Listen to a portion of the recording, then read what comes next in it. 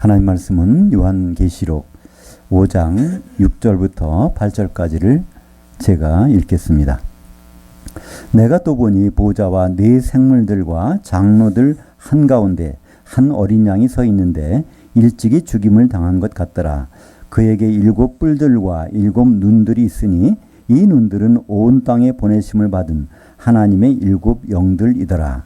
그 어린 양이 나와서 보좌에 앉으신 이의 오른손에서 두루마리를 취하시니라. 그 두루마리를 취하심에 네 생물들과 24 장로들이 그 어린 양 앞에 엎드려 각각 검은 고와 향들이 가득한 금 대접들을 가졌으니 이 대접들은 성도들의 기도들이라. 그런 말씀을 가지고 하늘까지 올라가는 기도, 도중에 추락하는 기도라는 제목으로 말씀을 나누겠습니다. 오늘 말씀은 기도에 대한 것입니다. 기도하면 어떤 생각이 드세요? 저부터도 부담이 가던데요. 그죠? 기도라고 하면 저지 기도를 많이 못한 것 같다. 이런 생각이 들지 않습니까? 선지자 사무엘도 그런 말을 했습니다. 사무엘상 12장 23절에 보면 바로 이스라엘 백성을 위해서 기도를 쉬는 죄를 범치 않겠다고 다짐을 합니다. 그러니까 그는 기도를 쉬면 그게 죄가 된다고 생각을 한 것이죠. 신약 성경에도 데살로니가전서 5장 17절에 보면 쉬지 말고 기도하라 이런 말씀이 있습니다. 그래서 우리는 기도하면 쉬지 않고 해야 되는데 이런 생각을, 근데 우리는 기도를 쉬는 적이 많잖아요. 그러니까 항상 기도하면 뭔가는 좀 부담스럽다 이런 생각이 듭니다. 그래서 새벽 기도도 있고 또 아침 기도도 있고 또 저녁 기도도 있고 철야 기도도 있고 또 어떤 데는 릴레이 기도까지 있잖아요. 당번을 정해놓고 기도를 끝이면 안 된다. 그래서 기도를 끊임없이 하는 그런 것이 습관처럼 돼 있는데 그것도 이유가 있습니다. 구약에 보면 구약에 이제 성전에 성소가 있는데 거기에 분향단이 있습니다. 그 분향단에는 아침 저녁으로 24시간 1년 365일 그 향이 꺼지면 안 됩니다. 그러니까 출애굽기 이제 30장 이제 7절과 8절에 보면 그게 아론, 대제사장 아론은 아침마다 거기 가서 그 향을 피우고 또 저녁이 되면 저녁에 가서 향을 피워서 항상 향이 하나님께 올라가도록 이렇게 하라. 그런 말씀이 있습니다. 또 오늘 우리가 봉독한 요한계시록 5장 8절에 보면 거기에 기도가 하나님 보좌에 상달돼서 있는 모습을 보여주고 있는데 거기 마지막 부분에 보면 우리말 성경에는 이렇게 번역되어 있어요. 거기에는 향들이 가득한 금대접들을 이렇게 올라가고 있는데 이 향은 성도의 기도다. 이렇게 번역이 되어 있어서 구약시대 때 끊이지 않고 하나님께 올려보내야 되는 것은 향인데 향이 바로 성도들의 기도구나 이렇게 생각을 해서 세상 말로는 그 빼도 박도 못하는 기도는 끝이면 안 된다. 쉬지 말고 해야 된다. 이제 이렇게 생각들을 하게 됩니다. 근데 사실 우리가 오늘 요한계시록 5장 8절을 주보에는 옮겨놨는데요. 거기 제대로 된 번역을 보면요.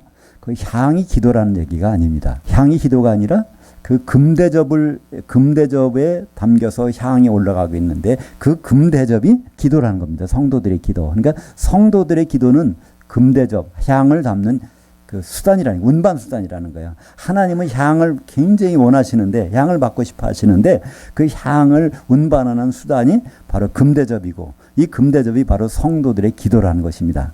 그러니까 우리가 기도를 열심히 한다고 해보세요. 그러면 빈 대접만 올라가는 거예요. 향은 없이. 근데 오늘 이제 여기 본 것처럼 하늘 보좌에 올라가는 것은 향이 담긴 금대접만 올라가거든요. 그러니까 향을 안 담았다고 하면 어떻게 될까요? 기도가 올라갔다가 중간에 다 떨어지는 겁니다. 그렇다면 우리가 열심히 하는 그 기도가 무슨 가치가 있겠습니까? 보통 활을 쏠 때는 관역을 향해 쏘잖아요.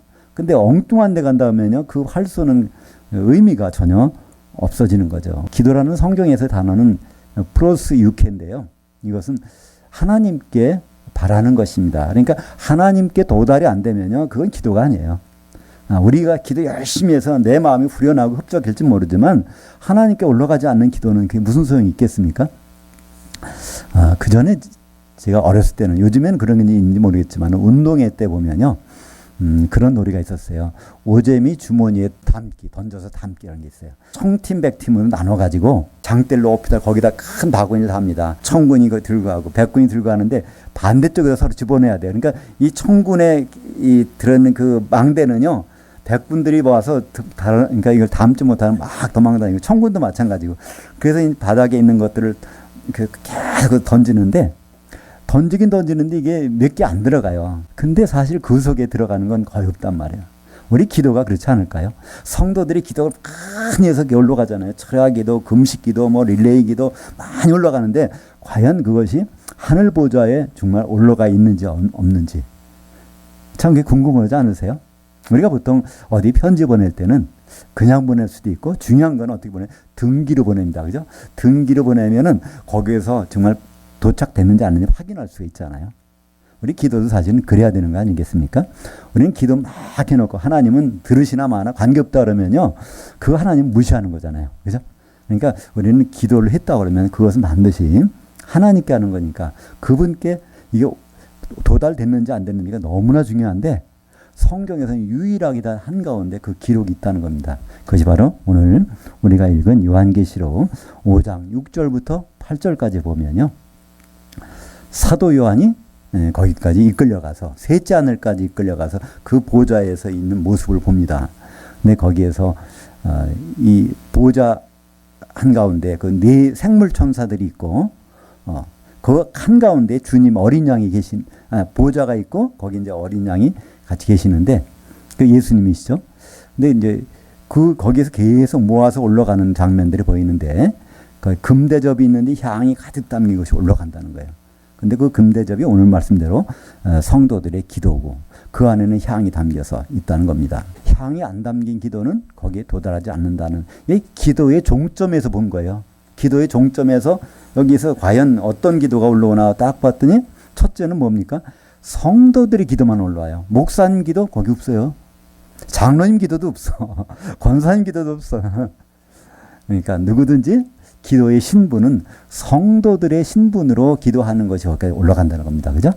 또 한 가지는 거기는 항상 향이 담겨 있는 것만 올라와 있어요. 그러니까 향이 담기지 않은 것은 중간에 올라오다가 다 떨어진다는 거예요. 그렇다면 우리는 과연 요한계시록에서 성도는 누군가, 누구를 성도라고 하는가, 그걸 한번 살펴봐야 될 것입니다.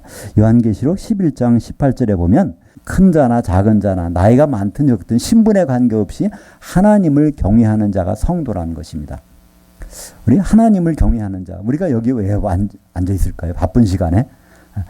경외라는 것은요, 무섭다는 거예요. 하나님을 무서워하는 자가 바로 진짜 성도라는 겁니다. 하나님을 무서워하면요, 그분의 뜻을 따르지 않을 수가 없어요. 그죠? 그러면 하나님을 무서워하는 사람은요, 그분이 보내주신 예수님을 안 믿을 수가 없어요. 그죠?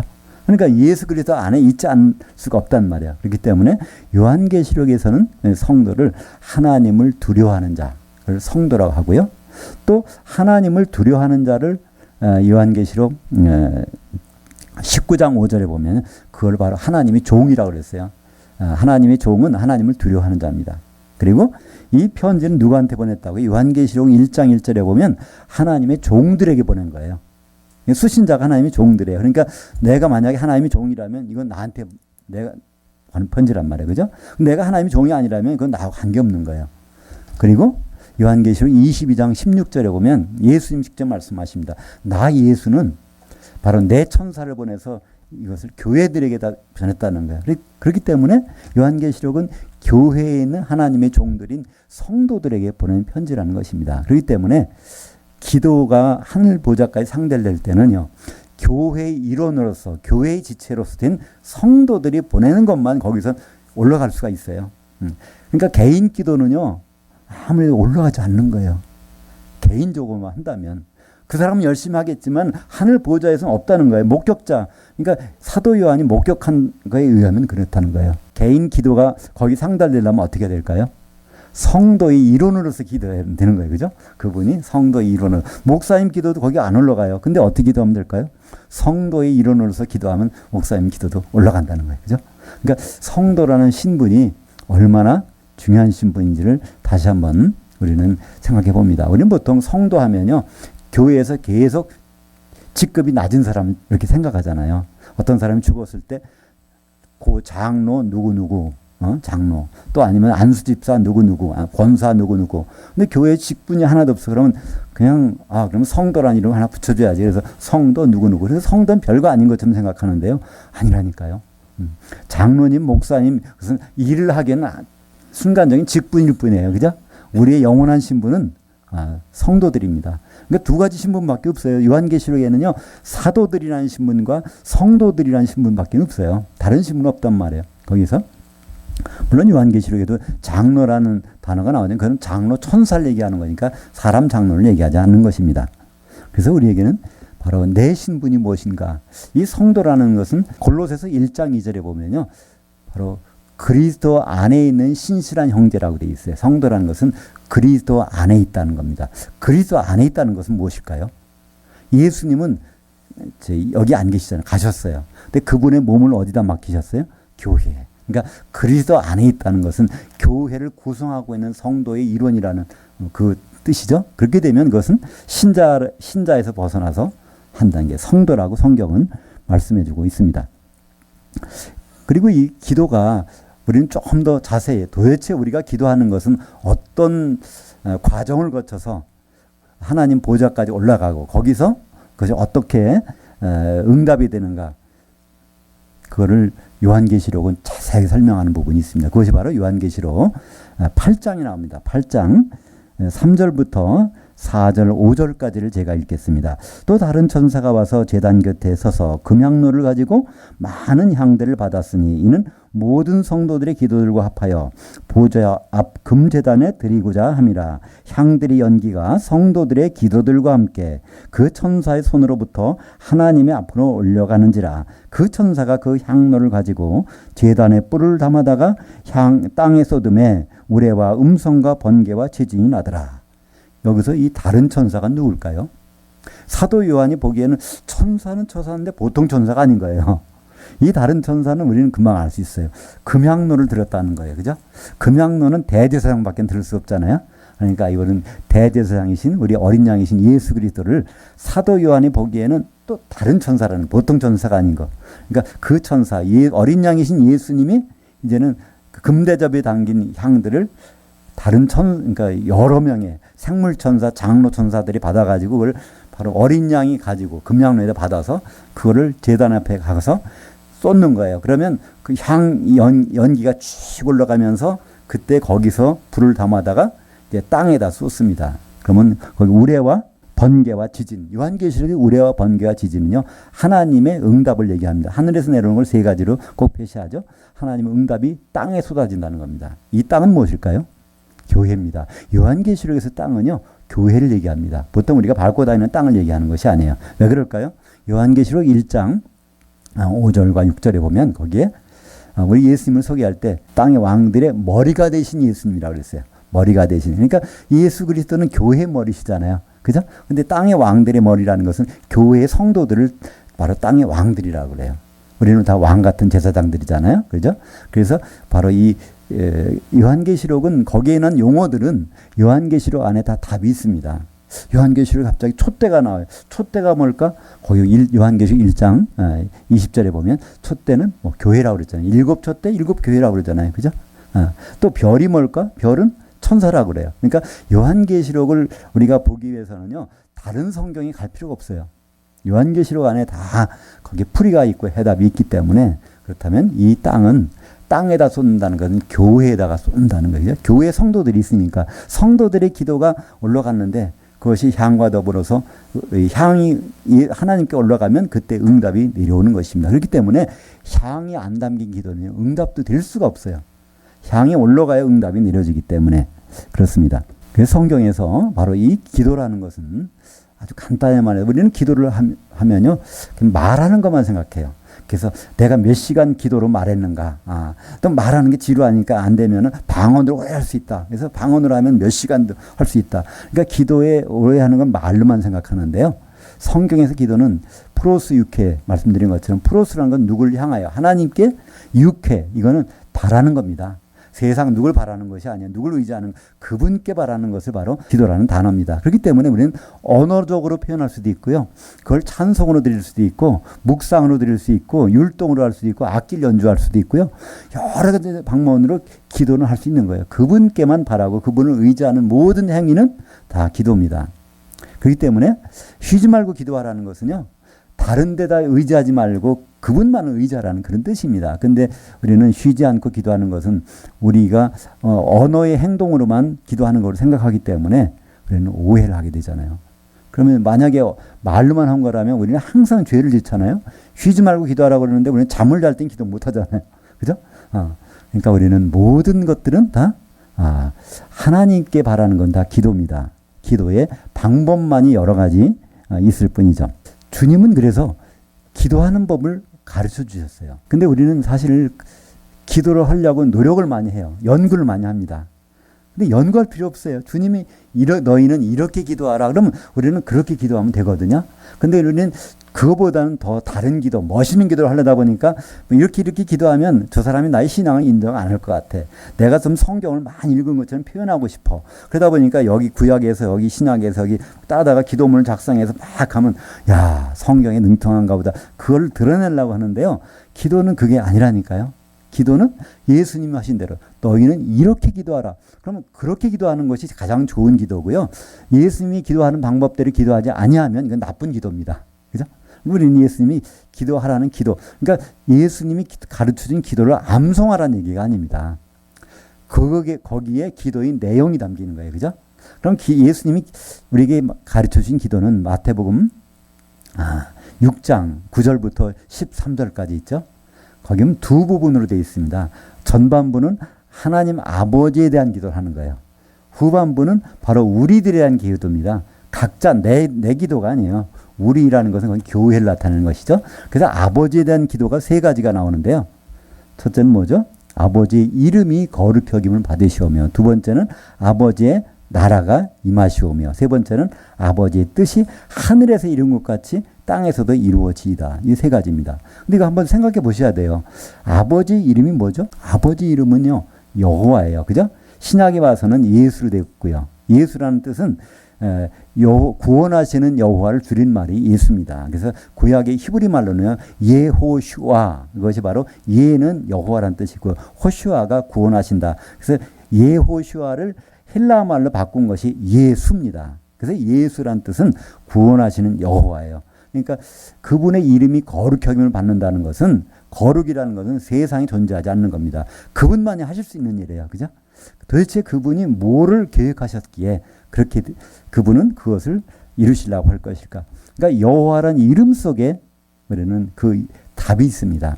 출애굽기 3장 14절에 보면 모세를 이제 출애굽을 하러 보내시면서 미디안 광야에서 모세를 불러가지고 이제 보내시면서 모세가 그랬어요. 누가 보냈다고 할까요? 그랬더니 거기서 우리말 번역은 어떻게 됐어요?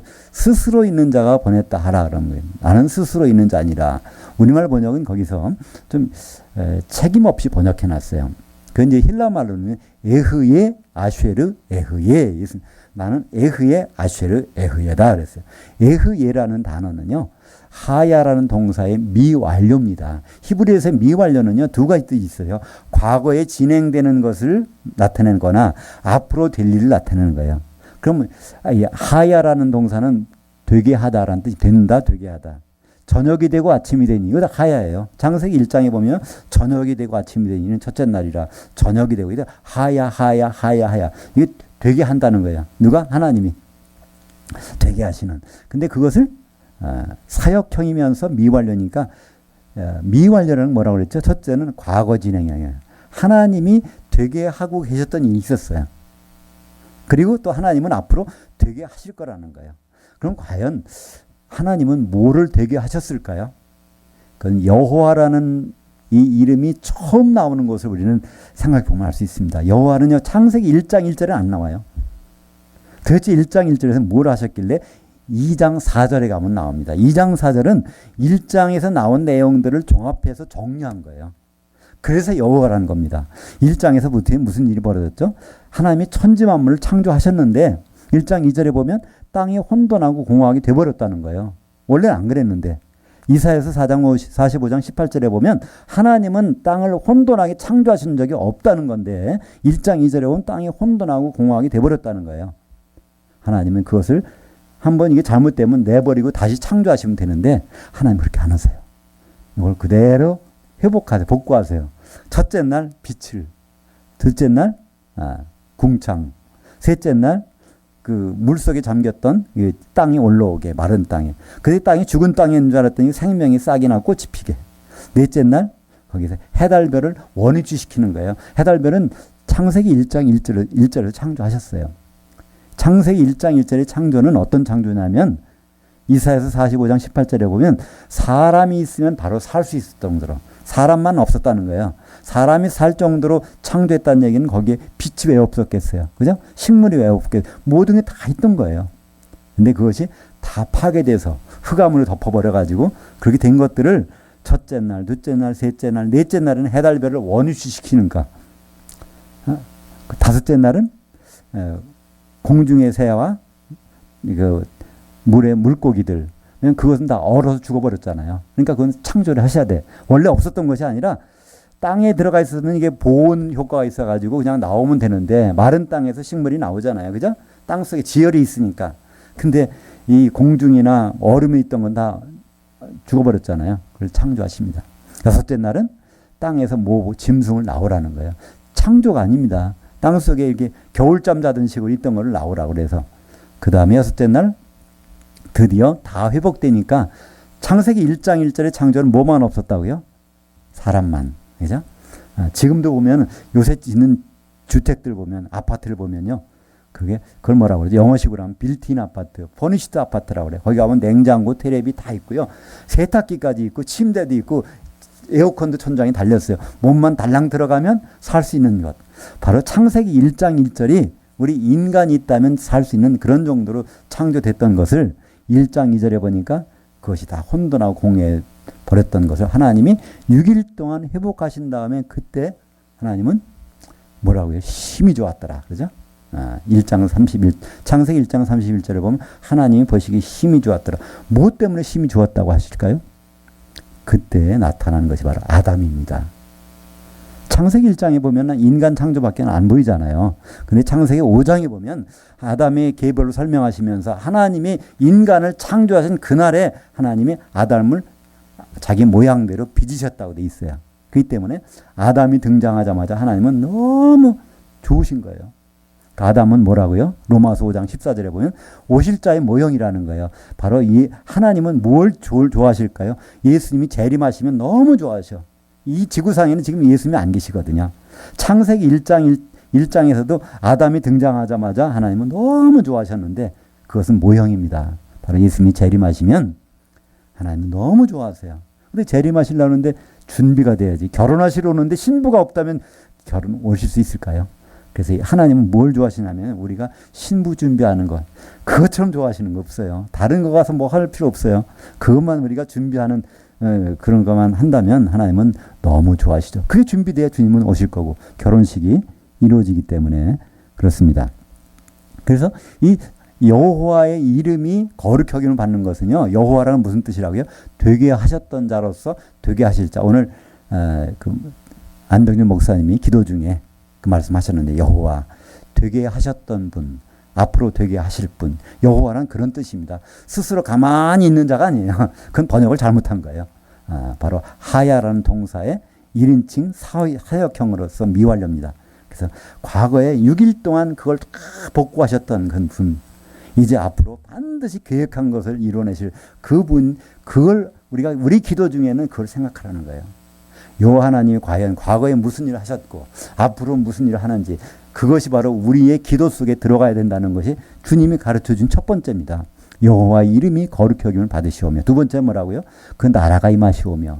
그 나라, 아버지의 나라가 뭘까요? 그게 천국이잖아요. 그죠? 근데 천국이라는 건 두 가지 의미가 있어요. 우리가 이 천국, 그 안에 들어와 있는 것, 공간적인 개념도 있고요. 또 하나는 통치의 개념이 있어요. 아버지의 통치가 이루어달라는 거예요. 지금 천국에 임했단 말입니다. 근데 우리가 기도에 천국 임하게 해주세요. 기도가 되겠습니까? 천국 임하기 전에는 그 기도가 되지만 그렇다면 아버지의 나라가 임하게 해달라는 것은 무엇일까요? 아버지의 통치가 완성되게 해달라는 기도입니다. 아버지 통치가 완성된 것은 어디 나오냐면요. 요한계시록 19장에 나와요. 성경에 단 한 군데 나옵니다. 요한계시록 19장 6절을 제가 읽겠습니다. 또 내가 들으니 허다한 무리의 음성과도 같고 많은 물소리와도 같고 큰 우레소리와도 같은 소리로 이르되 할렐루야 우리 주 하나님 곧 전능하신 이가 통치하셨도다. 우리말 번역은 통치하시도다. 그래서 그때 통치하는 거로 되어 있는데 번역이 아주 잘못됐습니다. 그 과거형이에요. 하나님이 통치한 결과물이 나왔다는 거예요. 그럼 결과물이 뭘까요? 요한계시록 19장 6절에서 그 말씀하신 다음에 요한계시록 19장 7절이 궁금하지 않으세요? 결과물이 나옵니다. 어린 양이 혼인날이 이르렀는데 그 아내가 준비되었으니 세마포옷을 입었고 그 성도들이 오르는 행실들이다. 그러니까 어린 양이 결혼식이 준비되는 것이 뭐라고요? 하나님이 통치의 결과물이 나타났다는 거예요. 그죠? 그것이 바로 아버지의 나라가 임하오시며 그 기도한 결과물입니다. 아버지의 통치의 결과물이 나타났다는 거예요. 그죠? 그러니까 우리는 기도는요. 우리 주기도문을 할 때 그걸 염두에 두셔야 돼요. 첫 번째 여호와 이름 되게 하셨던 분이 되게 하실 것이다. 그분의 계획을. 두 번째는 하나님의 통치가 이루어지면 완전한 통치는 뭘까요? 그것이 바로 결혼식이에요. 하나님의 통치가 첫 번째 드러나는 것이 있었어요. 어디 드러나죠? 예수님 십자가 달리실 때 다 이루어졌도다. 예수님은 바로 최후의 만찬을 하시면서 누가복음 18장 26절 28절 그런 말씀하시잖아요. 그죠? 내가 이 6월절을 하나님의 나라에서 이루기까지는 다시 포도나무 난 걸 먹지 아니하리. 그것도 하나님의 통치예요. 하나님 통치 가운데서 6월절이 완성될 때만이 나는 포도나무에 난 것 입에 대리라. 십자가에서 목마르다 하니까 신포도주를 입에 대잖아요.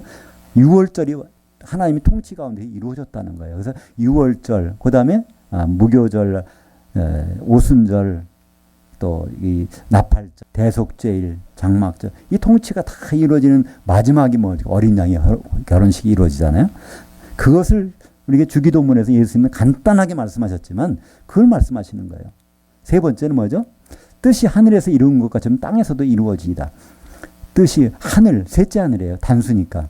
거기서 어떤 계획이 있었다. 천지 창조하기 전에 하나님의 뜻이 있다는 겁니다. 그 뜻은 무엇일까요? 그건 창세전에 세우신 뜻이죠. 창세전에 세우신 뜻이 어디 나오죠? 요한계시록 1장 5절에 나옵니다.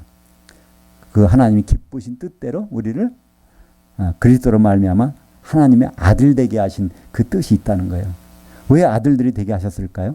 그분의 영광을 찬송하게 하려 함이라. 우리를 아들 삼으신 목적이 있었어요. 아들 삼아서 이 세상이 잘 살으라고 하면은 그럼 하나님 이 세상을 보존하셔야 돼요. 근데 이 세상을 치워버리시거든요. 왜냐하면 이 아들들이 모여가지고 뭐가 되면 그분의 신부가 되면 마태복음 9장 15절에 보면 금식에 대해서 말씀하실 때 예수님이 그러세요. 우리말 번역에 이렇게 돼 있어요. 신랑집 손님들이 신랑과 함께 있을 때는 금식할 수 있느냐? 그러나 신랑을 뺏길 날이 이르니 그때는 금식할지니라. 근데 신랑집이란 말도 없고요. 거기에 손님이란 말도 아니에요. 거기에 원래 번역하면 님포온이라는 것은 신부 대기실이에요. 신부 대기실에서 있는 하나님의 아들들, 하나님의 자녀들이 이제 신랑을 맞아야 되는데 거기서 그렇게 안 돼서 뺏기는 사람이 있다는 거예요.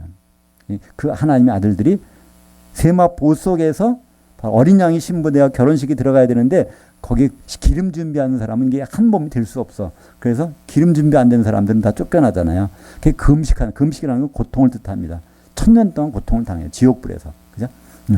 그 거기에서 바로 혼인 신부실에서 나오는 그 신부의 모습들을 우리에게 보여주고 있습니다. 그것이 바로 뜻이 하늘에서 이루어진 것. 그것이 땅에서도 이루어지게. 그때 땅은 뭘까요? 또 마찬가지로 교회를 얘기합니다. 마태복음 5장, 6장, 7장은요. 이 한 묶음이에요. 산상수훈이에요. 마태복음 5장에서 보면 5장 5절에 온유한 자는 복이 있나니 땅을 기업으로 받는다는 거예요. 그러니까 온유한 자라는 것은 하나님의 말씀에 길들여진 자예요. 믿음 있는 자를 얘기합니다. 그죠? 온유라는 것은요, 길들어졌다는 뜻입니다. 야생말을 길들인다는 단어예요. 그죠? 하나님 말씀에 길들어진 자, 그 사람 믿음 있는 자는 땅을 기업으로 받는다는 겁니다. 이 밟고 다니는 땅은 그 사람들 믿음 있다고 주시나요? 아니요. 그 땅은 바로 교회를 얘기합니다. 그죠? 그러니까 교회, 마태복음 5장 5절에서 온유한 자가 받는 기업이라는 것은 영원히 없어지면 안 돼요. 그죠? 교회는 없어지지 않아요. 그죠? 그래서 그 땅과 마태복음 6장에서 주기도문에 있는 땅은 똑같은 땅입니다. 그죠? 뜻이 하늘에서 이루어진 그것이 바로 이 땅에서도 이루어지길 기도하는 거예요. 그렇다면 주기도문의 전반부 내용이 다 뭘까요? 다 아버지 생각 속에서 움직이는 거예요. 거기에 우리가 적용할 어떤 아무것도 없어요. 그분의 계획이 되는 것에 대해서 그게 향이 된다니까요. 아버지는 우리가 말할 때마다 아버지 심정을 건드리면요, 그걸 듣고 싶어 하세요. 저들이 지금도 기도 가운데서 나를 생각하는구나. 여호와라는 이름이 뜻이 무엇인지, 또 그의 통치가 완성되면 뭐가 되는지, 그리고 그분이 창세전부터 가졌던 뜻이 과연 뭔지에 대해서 우리가 기도에 담아드릴 때 그게 향이 된단 말이에요. 그죠? 그 다음에 이제 후반부는 뭐죠? 날마다 우리에게 일용할 양식을 주시옵고, 그것도 번역이 아주 엉성하게 돼 있어요. 거기서 원래는요, 우리에게 날마다 내게 쓸 것 달라는 얘기가 아닙니다. 거기는 원래 내일의 떡을 달라는 거예요. 내일의 한 덩어리 떡을 같이 먹게 해달라는 겁니다. 거기에서 그 날마다 그 일용할 양식이 아니라 내일의 에피우시오사라는 단어를 쓰는데요. 에피우시오스라는 단어를 쓰는데 이거는 내일이라는 뜻, 내일 거. 그러니까 내일의 떡이 뭘까요? 구약에 보면요, 이제 출애굽한 이스라엘 백성들이 광야에 나와서 만나를 먹었어요. 그죠? 만나는 항상 그날 아침에 내려오는 것을 그날 먹어야 돼. 저장하면 다 썩어버려요. 근데 유일하게 내일의 만나를 주는 때가 있어요. 그건 언제 줄까요? 안식일 날은 그게 안 내려오니까 그 전날 거. 그 전날 거를 바로 안식일의 떡을 달라는 거예요. 안식일의 떡을 가지면 그건 안식일 날도 안 썩어요. 그걸 먹을 수 있어요. 우리는 항상 안식일의 주인은 누구죠? 예수님이 주시는 떡. 그죠? 그러니까 예수님이 주시는 떡 한 덩어리를 같이 먹게 해달라는 거예요. 그러니까 우리는 그걸 같이 먹는다면요, 우리는 같은 몸이 되는 거잖아요. 우리 여기서 마늘빵을 갖다가 먹어보세요. 같이. 우리가 다 먹어보세요. 다 마늘 냄새 나죠. 그죠? 마찬가지로 예수님의 떡을 같이 먹는 사람들이 성도들이고요. 그들이 바로 우리가 한 몸이 되는 겁니다. 그렇기 때문에 그 고백 속에서 우리는 예수님의 떡을 같이 먹게, 예수님 몸이 되게 해달라는 겁니다. 두 번째 기도는 뭘까요? 내가 형제 빚진 자를 용서해 준 것처럼 나도 내 죄를 탕감해 주옵소서. 그 한마디로 무슨 말이냐면요, 서로 용서라는 거예요. 형제끼리가 한 몸 되려면 서로 용서해 주는 거예요. 그죠? 빚 얼마 됐지? 뭐 이거 갚으란 얘기가 아닙니다. 그거 하는 동안 용서가 일어나야 되잖아요. 그죠? 그러니까 서로 용서해야 이게 서로 한 몸이 되고 그리스도 신부가 될 수 있잖아요. 세 번째는 뭐죠? 우리를 시험에 들게 하지 마옵시고 다만 악에서 구하시옵소서. 우리는 항상 오해하는 것이 뭐냐면 하나님과 나만 이 세상에 있다고 생각해. 항상 우리는 뭐가 있어요? 대적이 있어요. 원수가 있단 말이에요. 하나님과 관계를 흐트러뜨리는 것이 있는 것이 우리는 그걸 잊어버리고 할 때가 있어요. 그게 뭐죠? 이간하는 자, 마귀의 영향력에서 우리를 항상 그걸 생각하면서 우리는 살아야 되는 거예요. 우리는 죽어서 천국 간다 그러죠? 그 거짓말입니다. 천국은 살아서 있어야 되는 곳이에요. 예수님이 말씀하셨잖아요. 마태복음 13장에 보면 천국이 어떤 곳이라고요? 곡식을 심어놨는데 거기에 가라지도 있는 곳이 천국입니다. 누가 심었어요? 마귀가 심었다는 거예요. 그러니까 이 천국 생활은요, 하나님이 통치 가운데서 그런 걸 보고 그 가운데서 믿음을 지키는 생활이 바로 천국 생활입니다. 그런 일들이 벌어지는 그곳에는 항상 누가 있다고요? 악에서 구하시옵소서라는데 원래 원문을 번역하면 악한 자에게서 구하시옵소서. 마귀의 이간질에서 우리를, 그러니까 그것을 안다면 우리는 신앙생활을 슬기롭게 할 수 있어요. 저 사람이 나한테 왜 이러지? 내가 너무 잘해줬는데 그 사람이 그랬다면 우리는 실망해요. 그죠? 근데 그 사람이 배후에 마귀가 있어가지고 그런 일이 벌어지고 있구나 하면은 우리는 그 사람을 용서할 수 있고 이해할 수 있고 다 원수될 일이 없잖아요. 그죠? 우리는 그 생각을 안 하기 때문에 주기도문 속에 있는데 우리를 시험에 들게 하지 마옵시고 유혹에 빠지지 말라는 단어예요. 그죠? 그리고 다만 악한 자에게서 구하시옵소서.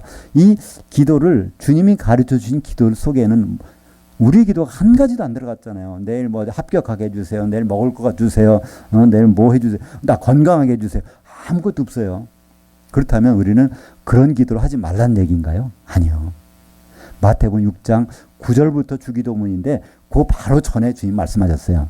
마태복음 6장 8절에 너희가 구하기 전에 아버지께서는 너희에게 있어야 될 걸 다 아시느니라 그랬어요.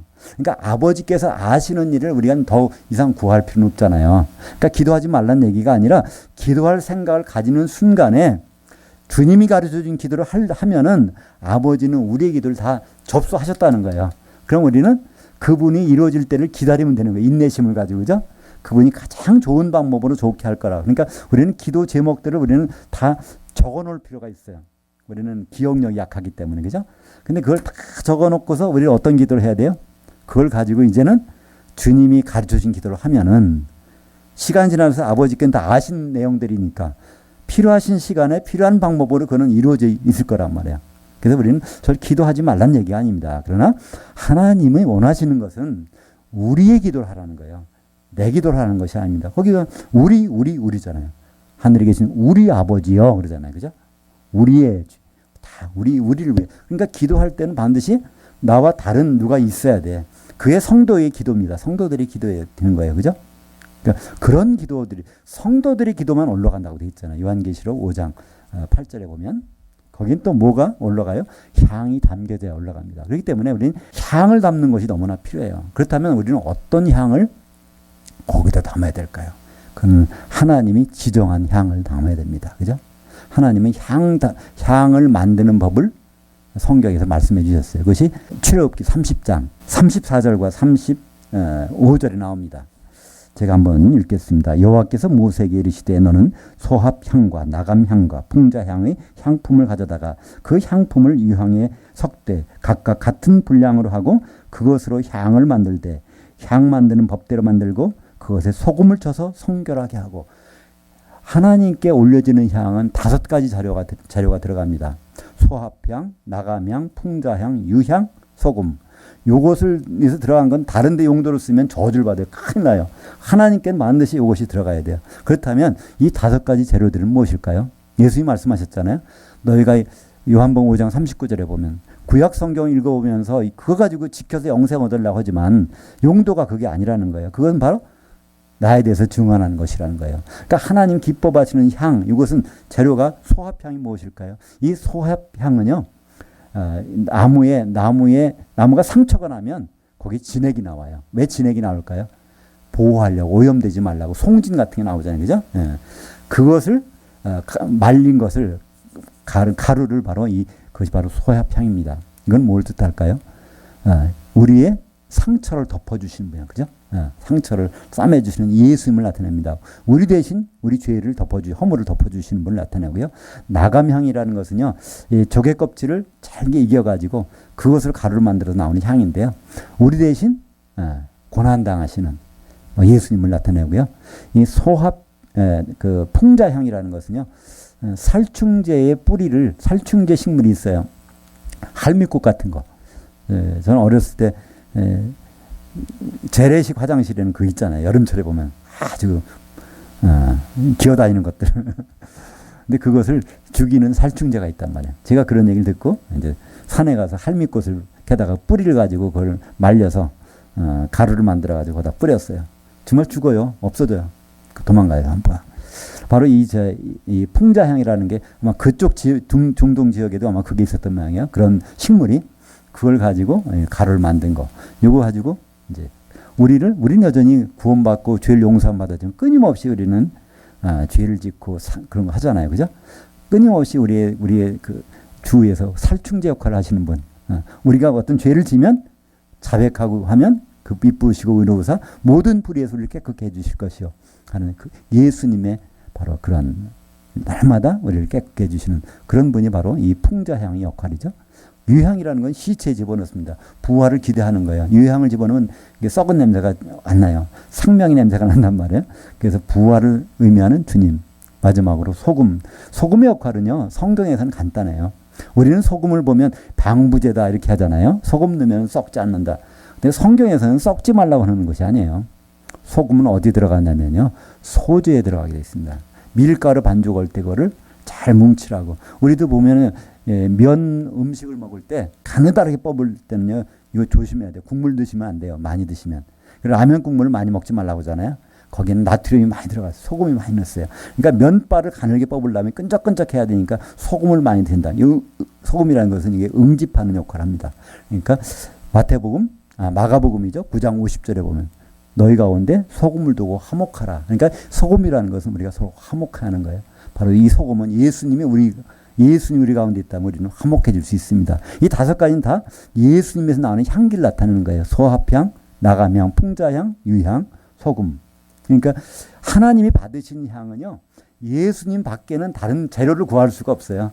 우리가 예수님의 몸을 이루고 있다면 거기서는 이 5가지 향이 나는 거예요.